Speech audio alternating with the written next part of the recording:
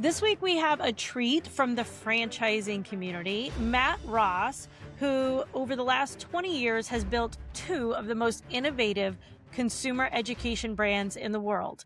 And you're going to recognize the names of his first one for sure, which was School of Rock, where he led the company from an early stage venture into the world leader in music education for kids. And then his current endeavor, which is the One River School, a company whose mission is to transform art education in America. Welcome, Matt. We're thrilled to have you on the show. Thank you. Thank you for having me. All right. So you got into franchising in with School of Rock, and that was actually your concept, School of Rock. A guy named Paul Green was the founder, Philadelphia, 1998. He dabbled with it for a while. I joined. They had 5 units. They were kind of running out of cash. It was 2005, and I pulled the ripcord on a 20-year career in the media business because I felt so passionate about what they were doing. So I got in there and really built it. I had the pleasure of being at one of the IFA conferences. And again, for those of you that haven't ventured into IFA yet, that stands for International Franchise Association. And there's always a networking reception where they usually bring in a band, and they brought in the kids from School of Rock who played in a 10-piece band, and then they traded in and out with new kids. They were phenomenal. I think music education is so important for kids. It's a language we all speak. So I understand your passion and getting involved in that. Yeah, there's so much I could speak to there. It's like team sports for music. There's just so much that it does for kids and teens. There's adults who do it. And I'm really proud of what we built, but I'm really proud of what they built after I left too, because now it's 400 plus units globally, and they're continuing to grow. And it delivers an experience that's unique in the market. So I really just remain proud of it. It is unique in the market. And I think that given your background in marketing and media, that's something that you probably look for. I'll mention the acronym USP to a lot of franchisees who have no idea what that is until we get into the education about it. The fact that it's a unique selling proposition. And I think that's kind of what you're talking about there, hitting the nail on the head with School of Rock, and also what you're trying to do with the One River School. Yep. Well, you hear the term first mover a lot and you hear point of difference. Differentiation is so important in establishing a lane that is uniquely yours. Then you have to do it really well, right? So there's so many things that go into building a business, whether it's being at the franchisor level or just a franchisee in a local community. How is your service or product different from everyone else? How do you deliver a repeatable, high quality service so then the world starts flying the flag on your behalf, right? You need to build super fans to really, really have a sustaining brand that does well over time. And, we were able to do that at School Rock, and my current brand, One River School, is actually doing it now as well. From your perspective, just having so much experience in this realm, what is it that you're seeing and what's your take on all of that? Yeah. And just to give your audience just a little more perspective, I spent 20 years in marketing media solutions in the radio space, building multi-level promotional strategies for brands. So advertising consumer behavior expert. I think I have earned that badge.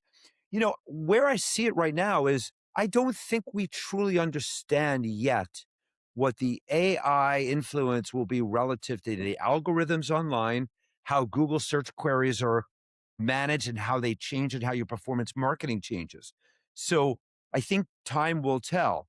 I could tell you that what I would say to all of your listeners is there's data and analytics all day long that can guide your strategy and tactics and allow you to refine.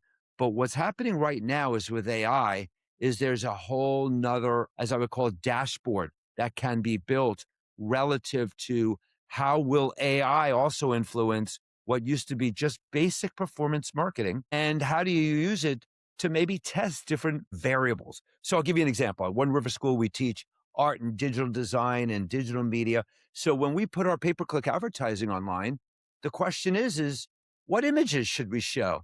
what language should we use? And where AI is helping us right now is they will trial and work with us to iterate the combination of the right headline, the right copy points, the right image. It might be a 14-year-old boy showing a finished artwork versus, another kid working in the studio head down, and which one performs better. And then they'll iterate and give us multiple versions of both.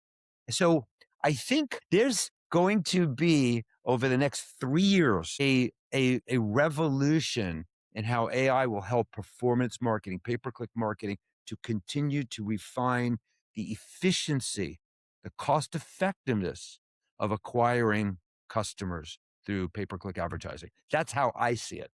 I actually own an AI company as well, Franchise Vault AI. And so some of the things that we're seeing is even helping franchisees understand what is a personal brand and why is that important in the local setting regarding how AI is picking up your business as a search result when people are asking, right? So I think there's a whole nother side of it where AI is looking for who is the expert in the community Yes. in this particular space, Yes. right? And whether it's a company or a person, but if you're doing content and you're doing a volume of content strategically that you're the owner of the company and you're helping to train the AI, if you want to call it an algorithm, Yes. to recognize you as the expert on a local level and then to recognize the brand. And that's obviously the difference between the franchisee's responsibility and the franchisor's responsibility, but the brand on a national level in that same lane.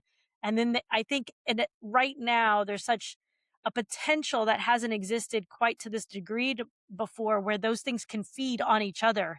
If the franchisor is really doing that job and the franchisee locally is doing that job, then AI is getting it from everywhere it looks. That brand is the authority in that Yes. space.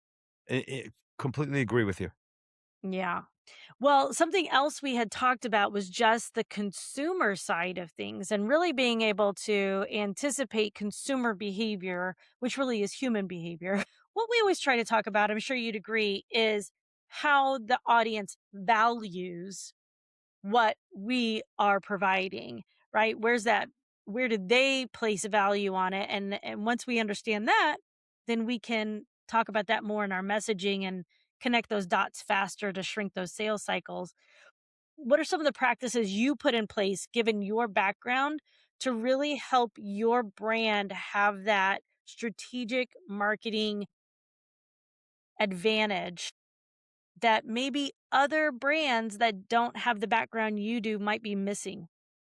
Yeah. So, you know what? There's a number of things that come to mind. Number one, there's the question around how much brand marketing to do versus customer acquisition marketing.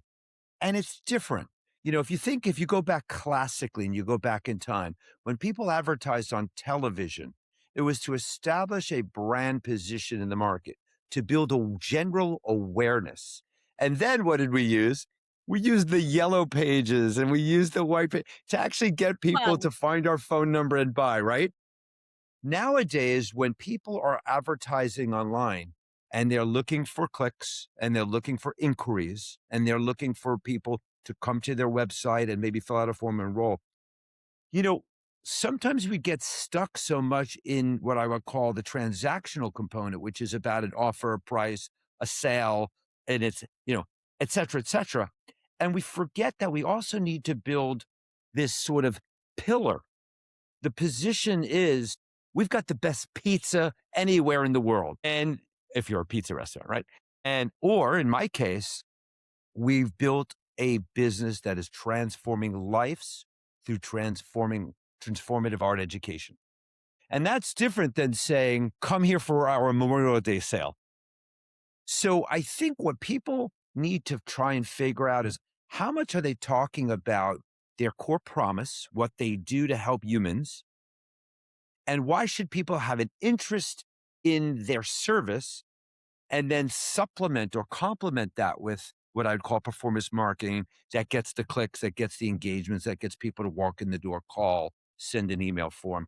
And it's a balance. And I found that when I'm doing it properly, I'm doing it in a way in which I'm building this general market awareness where we cut through the clutter as the leader in the space.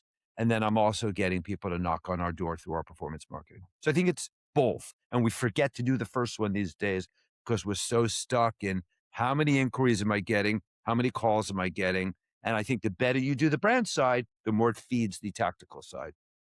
I do think that that's where the franchisors' focus needs to be. What I see very often with the franchisees is the opposite.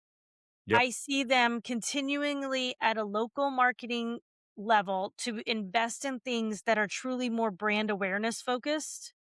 And they're putting huge investments in brand awareness and not really as many investments in pushing people through the rest of the funnel. And then they'll make another dump of investment in the offer right at the end. And then Right. they're frustrated because they can't figure out why they aren't getting more conversions. And it's like, well, Right. we've missed the whole conversation in the middle that takes someone from stranger to buyer. Yes. There's another thing here, and obviously there's a spectrum of customers, sorry, franchise concepts that all have different, what I would call metrics and economics in their business plan.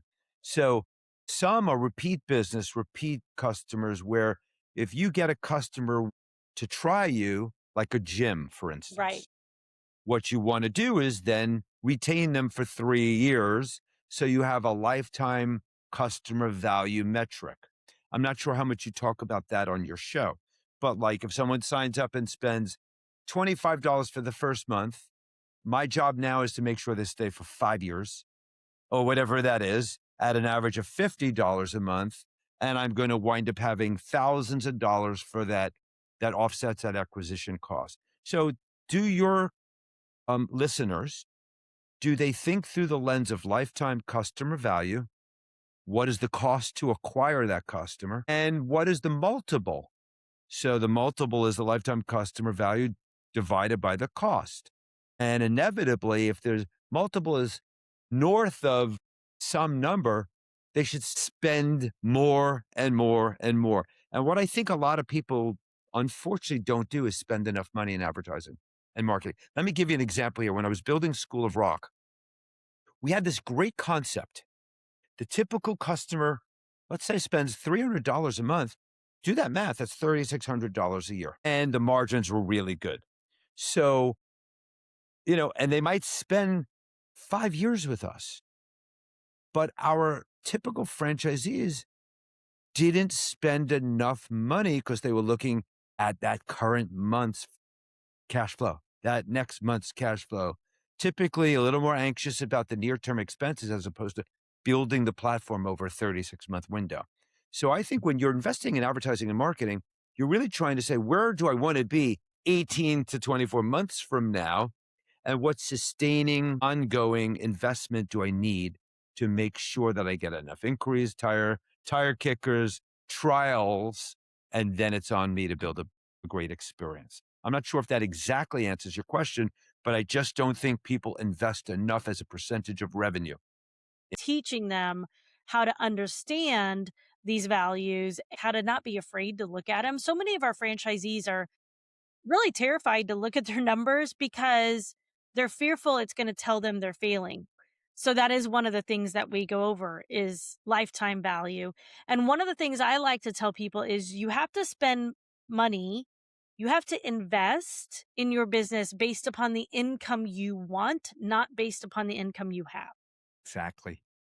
And so, and unfortunately, one of the things that we see in franchising is we see either people are not properly capitalized from the start because everyone wants to believe when they look at an FTD that they're going to be on the low side of the range of expenses to get started and they're going to be Mm, on the high side of the range of results, right? right.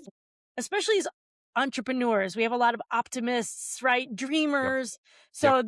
So it's always this kind of very best case scenario approach in evaluating the franchise opportunity.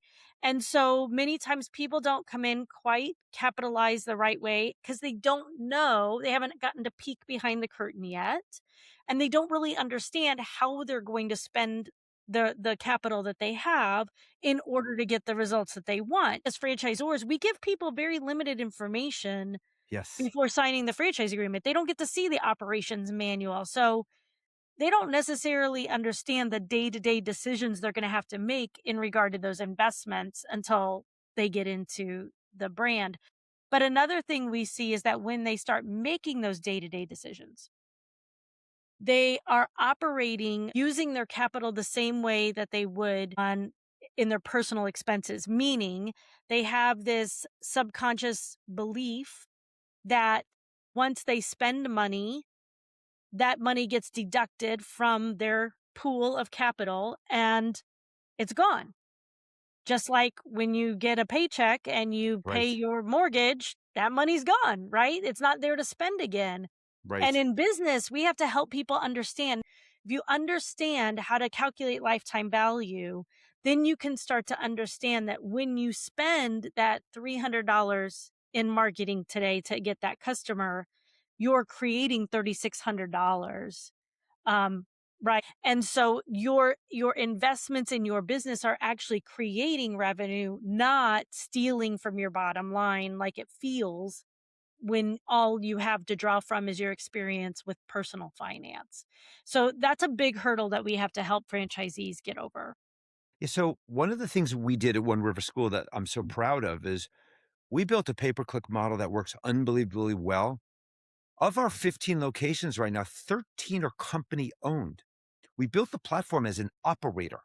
And that makes me proud because I could sit side by side with any franchisee and say, what I'm telling you to do is medicine that I take every day, like a statin to make sure I don't get heart disease, right? Advertising investment is medicine. It doesn't always pay off in month one, but it's a sustaining thing where your arteries will be good over time if you stay on that statin. And you're so said differently, if you have a consistent approach to advertising and you know how to do it. So part two of that is we do it for them. Mm. We did two things in our FDD. We mandated that there's a certain percent of revenue that's spent on advertising every month. It's a requirement because our gross margins are so good. This is part of the cost of doing business, and we build it right in there. Number two, we will provide our toolkit and services by introducing you to our team of externals who do it for us, and they will treat you just like they treat us the same way, build best in class pay per click. I think one of the problems, April, is that a lot of franchisors don't get in the trenches and help their franchisees build demand. They teach them how to operate the store, but they don't necessarily give them all the best in class tools to build demand. They may give them advertising imagery and materials, but that's different than the actual tactical procedure and process to go online on Google, Facebook, Meta, et cetera, and start driving inquiries. And we do it for our customer, our franchisees as a service. Well, and I love what you just said. We do it for our franchisees as a service. And here's why I love that. Because when you're providing a service, you're providing it to customers, which means that you see that your franchisees are your customer of the Exactly. franchisor. Very difficult switch to flip in many franchisors' brains when they go from, running the ice cream shop to making an ice cream franchise. So often we just keep thinking about our product as the ice cream and our customer as the end consumer with the ice cream cone.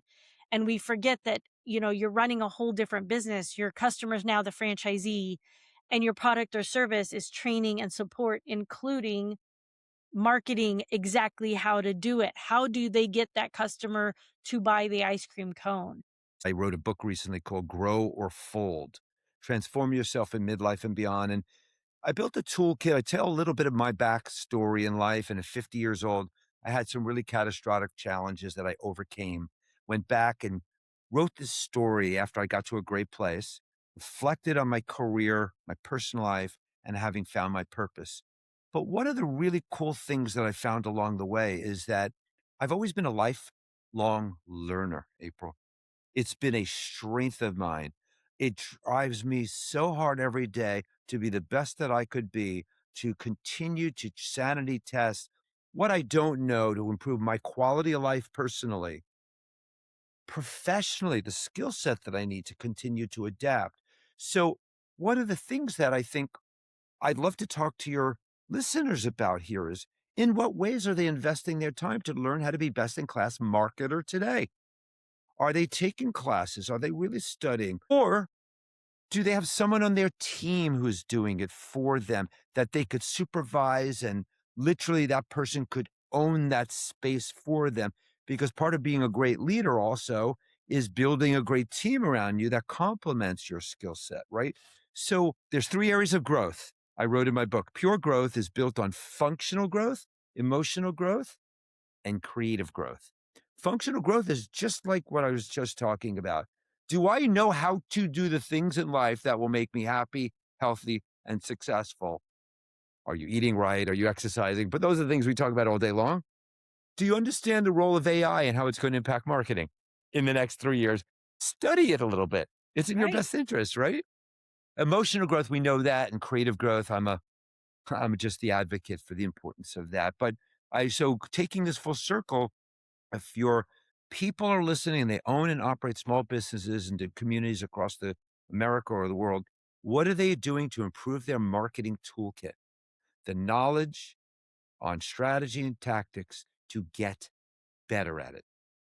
Acquiring customers, building customer service and engagement to retain them, and then celebrating the results of their business to build super fans. 100%.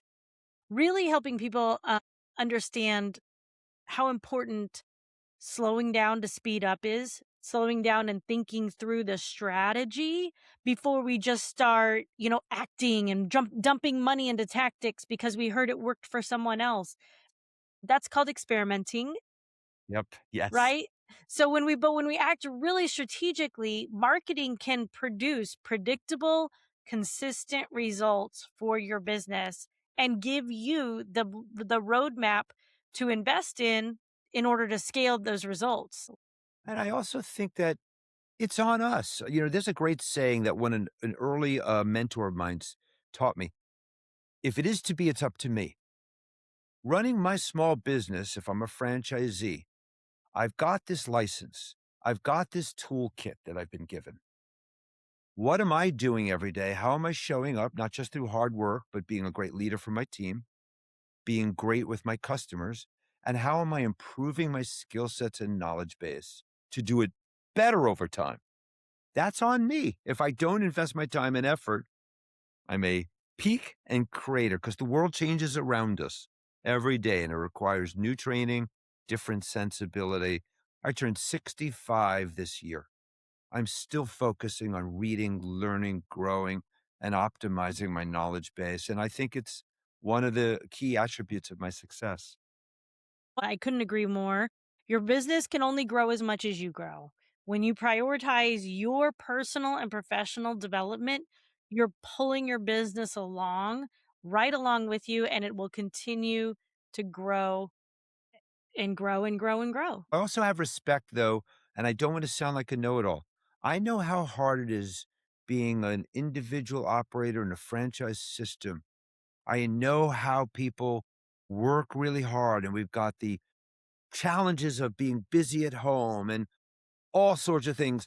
You know, my book focus on people in middle age, and I would say the bulk of franchisees are somewhere between 40 and 65 years old. And there's a lot of complications at this moment in our life. In fact, I got an endorsement from Mel Robbins. I just want to say if anyone's interested in that, go to mattross.com. They could learn a little bit about the book. And my mission in life is to help people grow and learn and get to a better place. The franchise that I have to offer at One River School is part of that because I believe creative growth is the X factor. And if we're building a business that helps people grow creatively and tap into that other part of themselves and they love life more, we're doing something special and making money at it. And I'm doing the greater good by giving people an opportunity to do this. Thank you so much for joining us here on this show.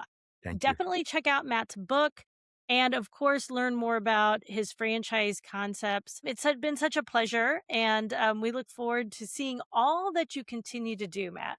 Thank you. And if I could just say, that's oneriverschool.com for my art concept. So thank All you so right. much. You're welcome. Thanks for tuning in to the Ask April Porter podcast.